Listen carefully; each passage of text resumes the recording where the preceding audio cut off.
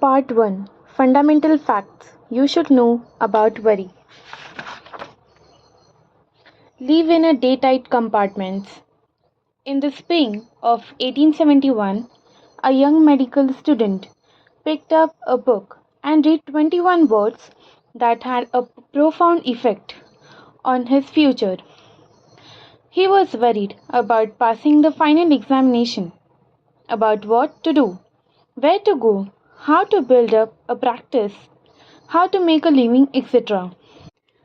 The 21 words that this young medical student read in 1871 helped him to become the most famous physician of his generation. He organized the world famous Johns Hopkins School of Medicine. He became Regius Professor of Medicine at Oxford and was knighted by the King of England. When he died, two huge volumes in 1466 pages were required to tell the story of his life. His name was Sir William Oyster. Here are the 21 words from Thomas Carlyle that he read in 1871, which helped him lead a life free from worry. Our main business is not to see what lies dimly at a distance, but to do what lies clearly at hand. 42 years later, Sir William Oyster addressed the students of Yale University.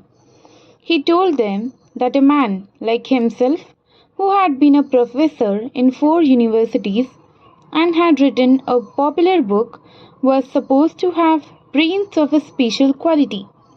He declared that it was untrue and that his close ones knew that his brains were of the most mediocre character. What, then, was the secret of his success? He called it living in day-tight compartments. What does that mean? It means shut off the past, let the dead past bury its dead, shut out the yesterdays which mislead many. The load of tomorrow added to that of yesterday, carried today, makes the strongest falter. Shut off the future as tightly as the past. The future is today. There is no tomorrow. The day of man's salvation is now. Waste of energy, mental distress, nervous worries dog the steps of a man who is anxious about the future. Shut close then the great fore and aft bulkheads and prepare to cultivate the habit of life of day-tight compartments. Did Dr. Oyster mean to say that we should not make any effort to prepare for tomorrow? No, not at all. But he did say that the best possible way to prepare for tomorrow is to concentrate with all your intelligence, all your enthusiasm on doing today's work superbly. This is the only possible way you can prepare for the future. By all means, take thought for the tomorrow. Yes, careful thought and planning and preparation. But have no anxiety. During the war, our military leaders planned for the tomorrow, but they could not afford to have any anxiety. I recently had a privilege of interviewing author Hayes Berger, publisher of one of the most famous newspapers in the world, the New York Times. Mr. Sulzberger told me that when the Second World War flamed across Europe, he was so stunned and worried about the future that he found it almost impossible to sleep. He would frequently get out of bed in the middle of night, take some canvas and tubes of paint, look in the mirror and try to paint a portrait of himself. He didn't know anything about painting, but he painted anyway to get his mind off his worries. Mr. Sulzberger told me that he was never able to banish his worries and find peace until he had adopted as his motto 5 words from a church hymn. one step enough for me. At about the same time, a young man in uniform somewhere in Europe was learning the same lesson.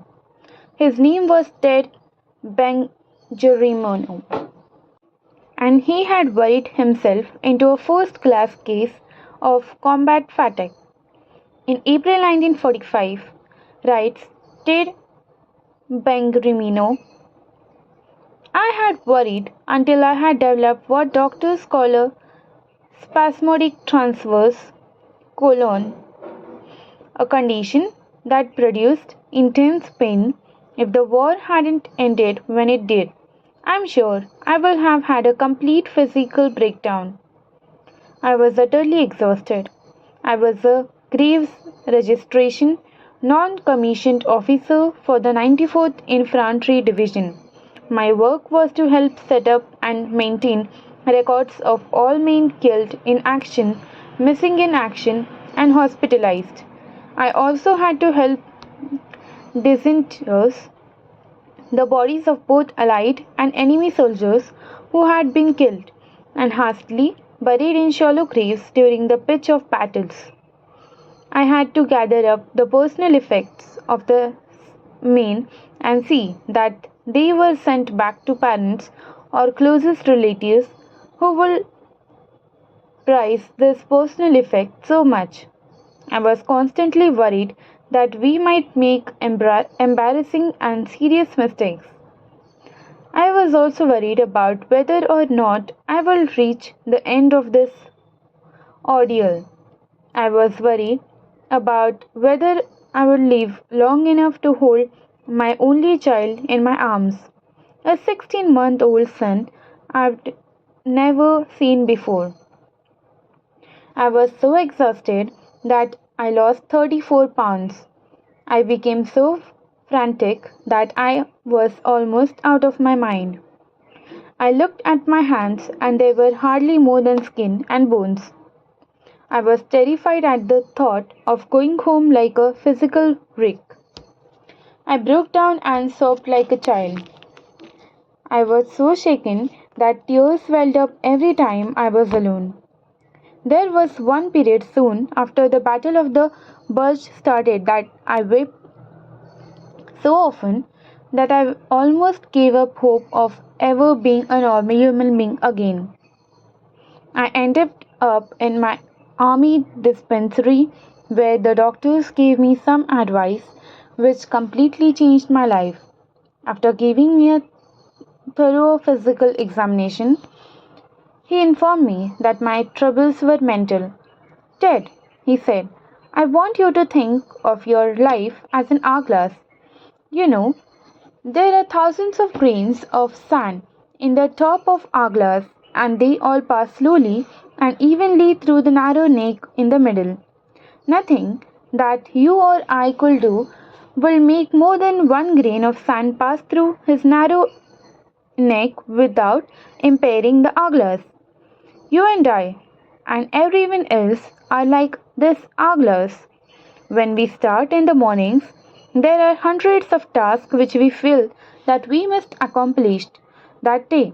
But if you do not take them one at a time and let them pass through the day slowly and evenly, the way the screens do, then we are bound to break our own physical and mental structure. I have practiced that philosophy ever since the doctor gave it to me. One grain of sand at a time, one task at a time.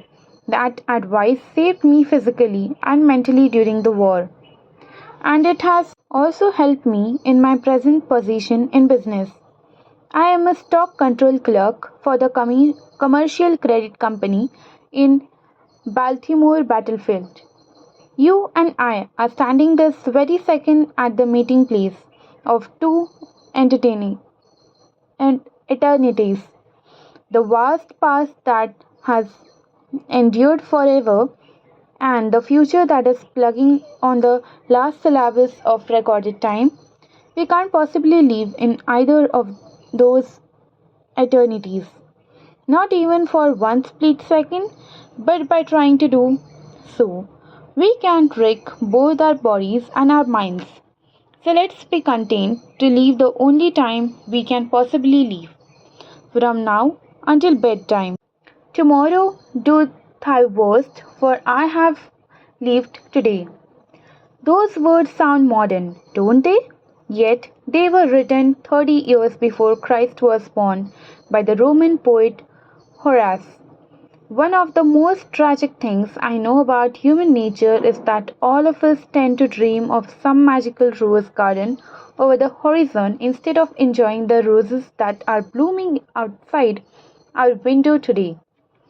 Why are we such tragic fools? 500 years before Christ was born, the Greek philosopher Heraclius told his students that everything changes except the law of change. He said, "You cannot step in the same river twice. The river changes every second, and so does the man who stepped in it. Life is a careless change. The only certainty is today. Why mar the beauty of living today by trying to solve the problem of a future that is shrouded in a